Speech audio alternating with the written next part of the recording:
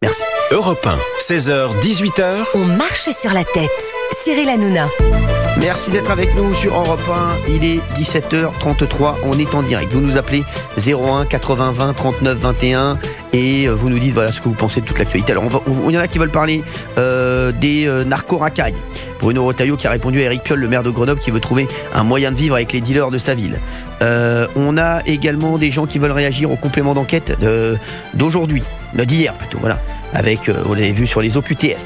Il y a des personnes aussi qui veulent réagir sur Olivier d'Artigol. C'est important, comme ça, voilà, comme ça pour le fun. Pour le fun. 01 80 20 39 21. Donc j'ai vu Alexis Colère. Oui. Et bien c'est chez lui, on s'est regardé et on s'est pas salué. C'est pas vrai. Il y a eu un eye contact. Il y a eu il a vu, on s'est vu, il était sur le côté, on s'est pas salué. Il était élégant, il était habillé très comment bien, pour aller au parc? Dans un western très élégant. Il avait pas l'air méchant, pas belliqueux, franchement non. Pas belliqueux, plutôt dans son truc, mais je pense qu'il y avait pas mal de monde, voilà, qui me parlait. Il était à côté et voilà, on s'est pas parlé, mais je pense qu'il savait qui j'étais. Bah oui, quand même. Non, mais je pense, après, il savait. Pas comme Édouard Philippe, vous voulez dire? Ouais, Édouard Philippe, je pense que ça a été trop vite, il n'a pas capté. Il s'est dit, qui est cette personne? Voilà, qui est cette personne, franchement. Voilà, tout simplement. Très bien. Voilà, il va y avoir une suite? Bah, je sais pas, j'espère le revoir. Voilà, s'il nous écoute. Tiens, Alexis Colère, il veut pas venir sur Europe 1. Il y a Bruno Retailleau, qui fait jamais de médias. Qu'il en fasse au moins. Oh, il en a fait quelques-uns, non, quand même. Alexis Colère, c'est toi une interview d'Alexis Colère depuis 7 ans. Non, c'est vrai, ça c'est pas mal. Ça j'aime bien, ça en revanche. Ça j'aime bien.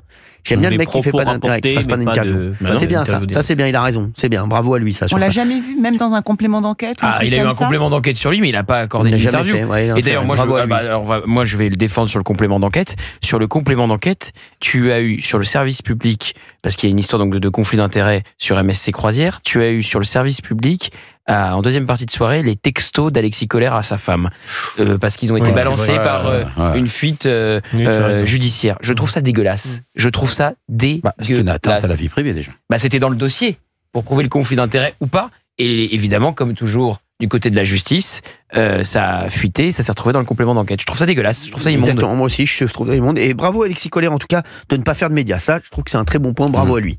Non mais c'est vrai, c'est pas mal. Il y a plein de gens qui veulent réagir. Tiens, il y a Émilie qui veut réagir sur les narcotrafiquants. Merci Émilie d'être avec nous sur Europe 1. Vous nous appelez 01 80 20 39 21. Merci. Merci encore de me prendre. Avec plaisir. Et là, je remercie toute l'équipe et vos jeunes journalistes et toute l'équipe des chroniqueurs. Je voulais réagir parce que quand on entend le vivre ensemble avec les dealers, moi, j'ai eu à subir pendant 1 an ce genre de personnes en dessous de chez moi qui avaient squatté avec la complicité de gens qui faisaient des travaux. Et je ne pouvais pas dormir la nuit. Et puis ce qui est le plus dur dans ce genre de situation, c'est la lâcheté de l'entourage. C'est-à-dire que les gens savaient, mais faisaient comme s'il n'y avait rien. Et c'est grâce à un élu qui avait un certain tempérament, champion de judo, que ça a fini par se résoudre. Et alors ils avaient même allumé le chauffage et j'ai appris bien des mois après que ce chauffage était défectueux et que ça aurait pu faire sauter l'immeuble. Voilà. Et ça, c'est qu'un exemple. C'est dans le centre de Paris. Exactement. Voilà. Ça, Émilie, ça en plus, ça c'est un exemple. Et moi, ça a eu des répercussions sur la santé. J'ai eu un premier souci de santé avec cela. Voilà. Et quand on n'a pas la possibilité de déménager et et même qu'on demande éventuellement un échange, non. Donc, voilà. Et en plus, quand on sait que ce genre de famille, les pauvres policiers vous disent mais ils sont connus. Voilà, exactement. On est d'accord. Vous savez, des témoignages comme ça, comme celui d'Émilie, je peux vous en avoir 2000 par jour. C'est la différence entre l'idéologie et la réalité. Exactement. C'est toujours pareil. C'est l'idéologie, donc maintenant pro-dealer d'Éric Piolle qui dit faut prendre soin de son dealer en bas de chez soi, et la réalité du témoignage de notre auditrice à l'instant. C'est l'idéologie du service public qui nous dit l'immigration est une chance pour la France, les OQTF, le problème c'est pas qu'elles soient pas exécutées, c'est qu'on en délivre trop, qui nous sort une enquête nous disant il n'y a aucun lien entre immigration et délinquance, et c'est la réalité des Français dans leur quotidien. C'est la confrontation pure entre l'idéologie, le dogme, et la réalité. C'est ça, exactement. Et c'est incroyable quand même. C'est incroyable parce que être aussi déconnecté de la réalité, c'est quand même quelque chose. Je suis désolé, c'est fou. C'est fou, Gauthier. Moi, ça me rend dingue. Dans pas le sentiment, mais la réalité des quartiers populaires, les habitants se disent on nous a laissé tomber. Aussi par rapport à ce qui vient d'être dit là, il y a beaucoup de gens qui rentrent dans leur immeuble ils doivent baisser les yeux par rapport aux trafiquants qui sont en bas. Non, mais c'est au quotidien. Et le matin, il se réveille en ayant peur. Moi, j'arrête. Qu'est-ce qu'il y a? Non, mais c'est vrai, il a raison. On va se retrouver dans un instant, Olivier d'Artigol. Vous avez bien raison, parce qu'on doit partir en pause. On va se retrouver dans 1 minute. Il y a Émilie qui reste avec nous, il y a Audrey qui nous appelle. Il y a également Gildas. À tout de suite sur Europe 1. 16h, 18h. Cyril Hanouna sur Europe 1. Europe 1, 16h, 18h. On marche sur la tête. Cyril Hanouna. Vous le savez, les 20 dernières minutes de l'émission, on prend plein d'auditeurs qui veulent réagir à tout. C'est un bon moment, c'est un très bon moment d'ailleurs sur Europe 1 tous les jours. On marche sur la tête et on a Émilie qui est encore avec nous. Après on a Audrey, on a Gildas, on a Thierry. Vous nous appelez 01 80 20 39 21. Vous réagissez au narco-racaille, ce qu'a dit, ce terme qui est très bien trouvé de la part de Bruno Retailleau d'ailleurs, bravo à lui, et sur d'autres sujets bien entendu. Il y a des gens qui veulent réagir sur les OQTF, sur le complément d'enquête d'hier soir ou sur d'autres choses. Vous êtes bien entendu les bienvenus sur Europe 1. Émilie, vous vouliez rajouter un petit quelque chose après votre témoignage que nous avez fait il y a quelques instants. Cela remonte à des années et qu'il y a eu beaucoup de lâcheté. Oui, et de laxisme. Voilà. De laxisme. Et de lâcheté, exactement. Et de lâcheté de certains élus à qui on faisait remonter. Et vous voyez, même là, en vous appelant, j'espère que j'en aurai pas les retombés. J'espère aussi. Et c'est dans un quartier correct, c'est pas et un immeuble correct, c'est pas. Ouais, mais le problème aujourd'hui, c'est que c'est partout aujourd'hui. C'est de plus en plus, ça gangrène la France. Ça gangrène la France et ça a des conséquences dramatiques, je vous le dis, dramatiques. Sur l'ambiance bien sûr. En France et sur l'économie. Exactement. Voilà. Et sur la bonne économie. Voilà. Et je vais vous dire, sur la qualité de vie des Français, déplorable. Bien sûr. Déplorable dans certaines villes. Catastrophique. Oui, Géraldine Maillet. Non, mais vous avez raison. Et quand vous parlez justement de la lâcheté ou du laxisme, ce qui est vrai, c'est qu'en fait, on a laissé faire, me semble-t-il, pour acheter une paix sociale. C'est ça. Et au moment des émeutes, par exemple, des terribles émeutes suite à la mort tragique de Naël, en fait, à un moment donné, ça s'est arrêté parce que les gros dealers et les gros bonnets ont dit « Stop, on arrête tout ». Parce qu'on ne peut plus dealer, on ne gagne plus d'argent, et donc il faut arrêter. Et donc ils ont sifflé à la fin de la récré. C'est vrai.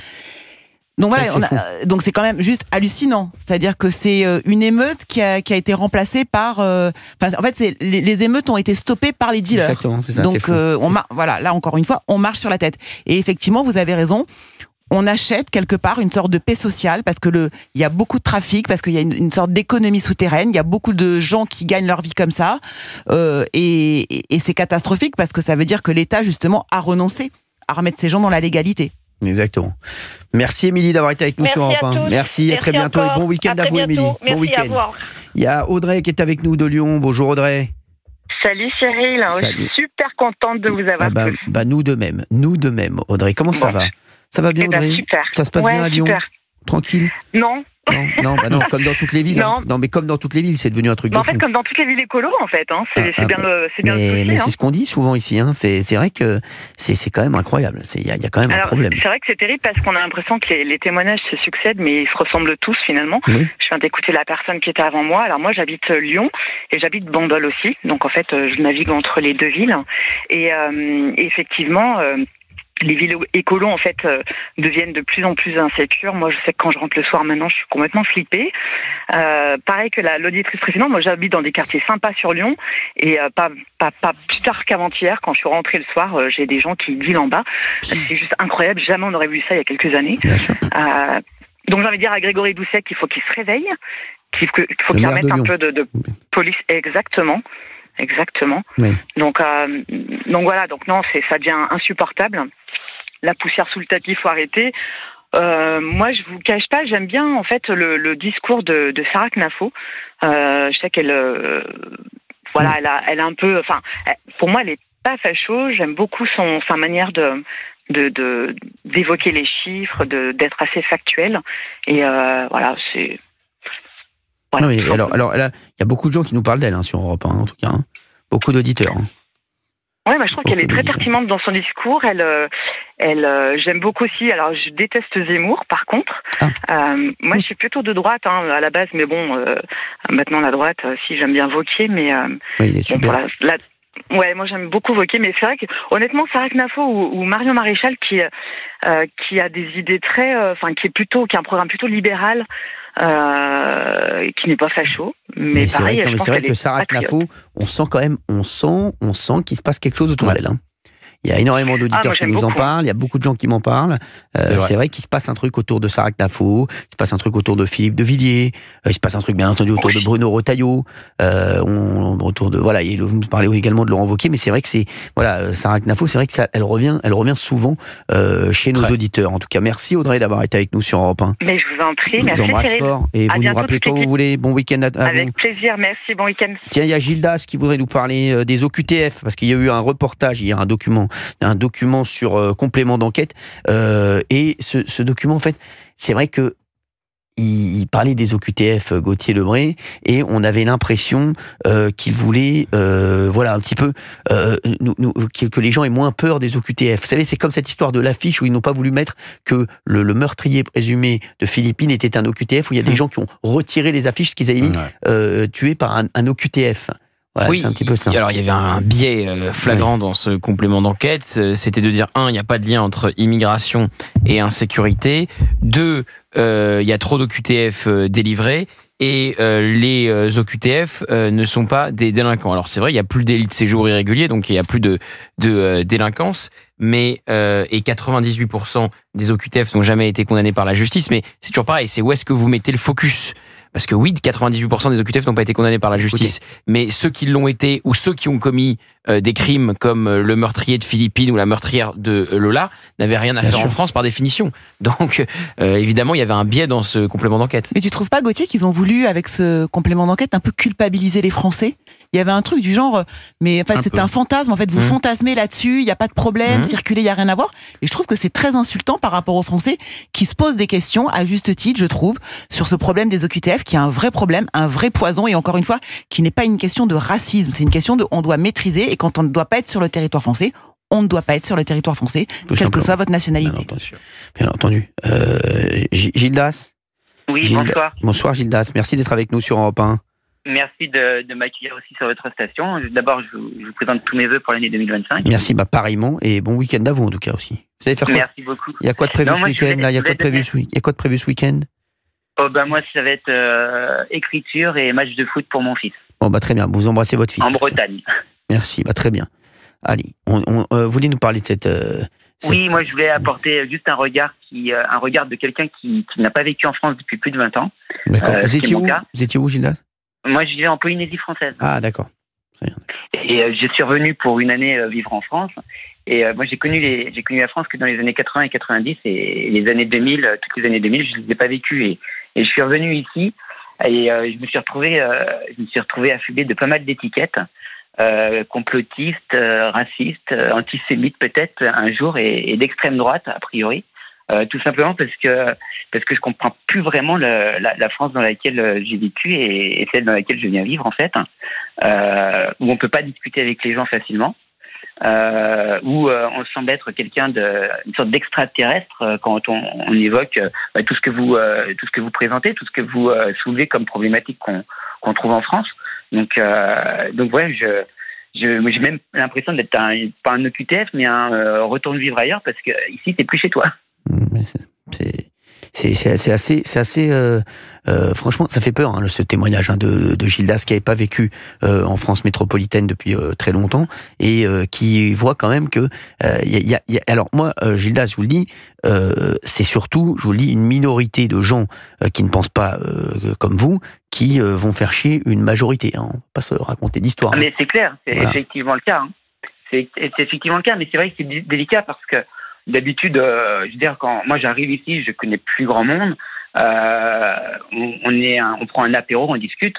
Après avoir parlé des enfants, des belles plages polynésiennes, et voilà, on a envie de parler de sujets un peu plus pertinents, de savoir comment ça va ici, comment on peut trouver du travail, comment on peut vivre avec les gens, et on se rend compte qu'il y a des sujets qu'il ne faut pas aborder, ou être sûr que les personnes elles pensent comme vous. si on pense comme vous avez le droit de parler, sinon, vous pensez mal. C'est d'une tristesse incroyable. Moi, j'empêche personne de penser comme il veut. Je vous ai écrit sur votre TikTok, enfin pas sur TikTok, comment ça s'appelle, sur X, une phrase d'Orwell qui disait que la liberté, c'était surtout la liberté de laisser les gens dire ce que vous n'aviez pas envie d'entendre. Aujourd'hui, c'est plus possible. Aujourd'hui, il faut dire ce que la majorité bien pensante, ou minorité, parce qu'elle n'est pas si importante que ça non plus, veut entendre. Très bien. Ben, merci en tout cas. Merci d'avoir été avec nous. Et c'était important ce témoignage de Gildas sur Europe 1. Voilà, on se vendredi, il est 17h49. On va finir avec Thierry. Merci Gildas d'avoir été avec nous. Bonne soirée. Merci, on va finir avec Thierry de Haute-Garonne. Bonjour Thierry, merci d'être avec nous sur Europe 1.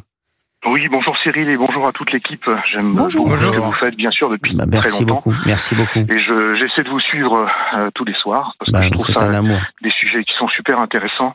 On essaie. Et donc, je suis tellement triste de voir que ça va s'arrêter, quoi. Alors vous inquiétez pas, hein, ça va. Il y a encore, il va se passer des choses. Ne vous inquiétez pas. Alors moi j'aimerais bien, avant préambule, savoir si vous pouvez. Je sais que vous avez un grand cœur, mais j'aurais bien aimé assister avant que ça parte. J'aurais bien, vous savez, des fois vous avez quelqu'un qui est là, que vous prenez dans le public ou ailleurs, et qui pourrait être là pour assister. Moi j'avoue que j'aurais bien aimé. Ça aurait vraiment été mon kiff. De passer quelques heures avec l'équipe, avec vous. On va regarder. Je vous laisser quelques heures avec Olivier d'Artigol. Vous pourrez faire la sieste. Avec grand plaisir. J'aime bien Olivier d'Artigol. Il est sympa. Moi aussi, je l'adore. J'adore ce mec. Clairement. J'adore ce mec. C'est un super gars. Ils vont vous prendre en tête, ne vous inquiétez pas. Très vite, Thierry, parce qu'il nous reste une minute. Rapidement, moi j'ai été, je parlais effectivement de ces procédures, de 2 millions de procédures, je pense que vous l'avez entendu, en attente, en souffrance. Donc il y a vraiment un problème.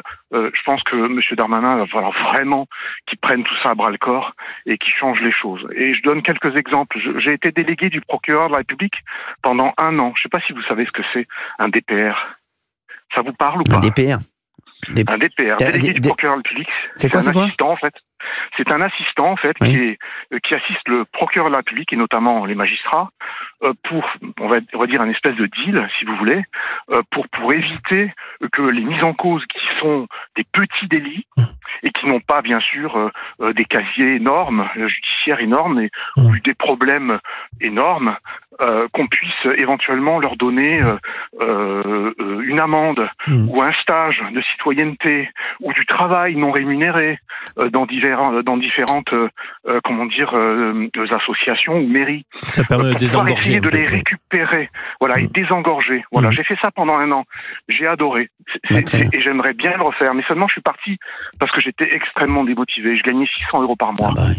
À plein temps, vous voyez, et j'avais pas. Alors le problème de ce métier, c'est qu'on n'a pas de salaire, pas de contrat de travail, pas de pas de contrat de travail, pas de salaire, on n'a pas de statut, on n'a pas de carte professionnelle. Et actuellement, j'ai encore des collègues qui sont là, mais quand j'en parle, merci on me dit, Thierry. C'est pas vrai. Voilà. Thierry, bravo pour votre témoignage, vous avez bien raison. Merci à vous d'avoir mis Je reste en ligne. Non, on va y aller, Thierry, c'est fini, c'est la fin de l'émission. Mais pour donner ses coordonnées. On va prendre la ligne, vous restez en ligne, bien entendu, vous prendre vos coordonnées. Merci à tous d'avoir été avec nous. Tout de suite, c'est Punchline avec Thierry Cabane sur CNews et Europe 1. Merci.